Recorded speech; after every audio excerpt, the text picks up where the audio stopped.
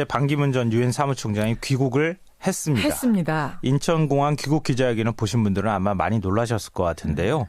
평소 TV로 봐온 반 전 총장의 이미지와는 많이 달랐는데요. 맞아요. 이 배구로 치면 강력한 스파이크를 날리는 선수 같아 보였습니다.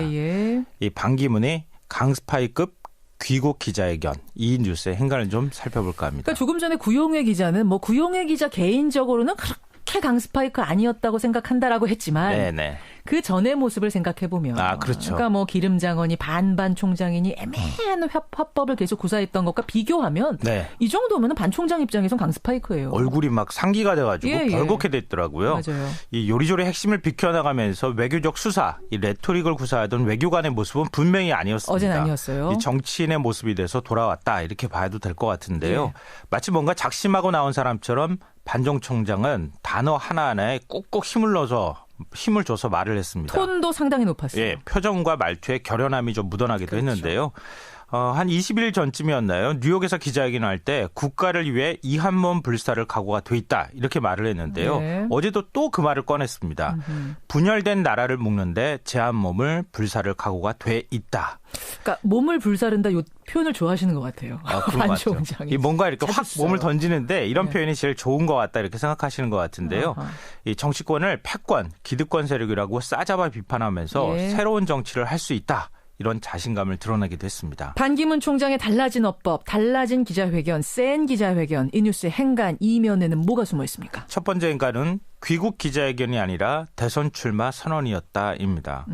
이 어제 반 총장이 이 출국장에서 한 기자회견은 전직 유엔 사무총장의 환영식 귀국 기자회견이 아니었다. 사실은 아직 대선 출마 공식 선언한 거 아니기 때문에 아니었어요. 그냥 귀국 기자회견인데 마치 어제는 대선 출정식을 보는 느낌이었어요. 같았어요. 이 보통 유엔 사무총장이 퇴임 후에 귀국 보고를 하는 그런 자리라고 하면 이 외교부 직원들이 마중 나가서 그동안 수고하셨습니다. 꽃도 건네고 그래야 되는데요. 또 공항 귀빈실을 이용해서 별도 출국장으로 나오거나 또 별도로 만든 공항 기자회견장에서 기자들과 만나는 게 그게 일반적인 이제 상례잖아요.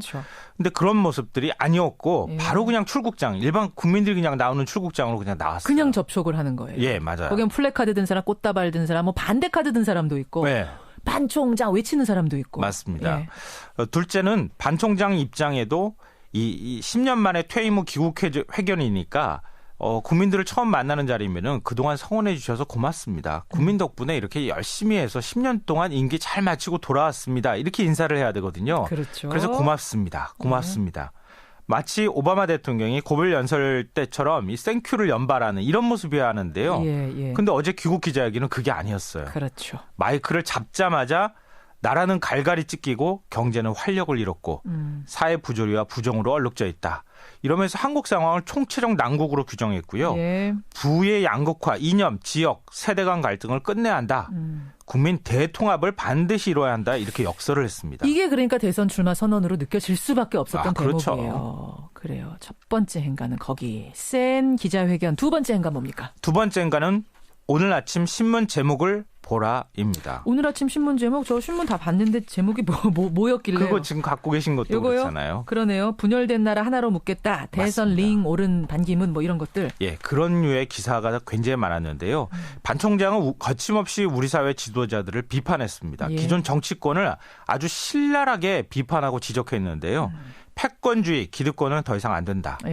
편파적인 이익을 앞세운 인사들을 용서할 수 없다. 그랬어요. 남을 헐뜯고 무슨 수단을 써서라도 정권을 쟁취하겠다는 그런 것이 권력의지라면 나는 권력의지가 없다. 저는 요 단어, 요 부분, 요 부분이 굉장히 귀에 꽂혔어요. 이거는 그러니까 나더러 권력의지가 없다고 하는데 남 헐뜯고 정권 쟁취에만 몰두하는 그게 권력의지라면 난 권력의지 없다.